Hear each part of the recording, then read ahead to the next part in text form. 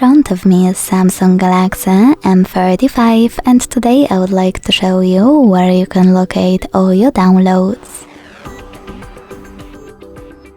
Begin by locating an app called My Files on your device.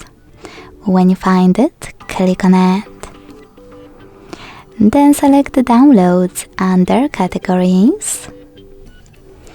And as you can see, all my downloaded files are over here. To access one, click on it and tap on one of those apps. I will go with Gallery.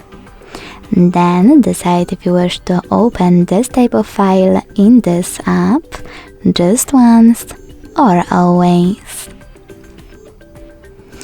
Thanks so much for watching. If you enjoyed this video, don't forget to leave a like, comment and subscribe.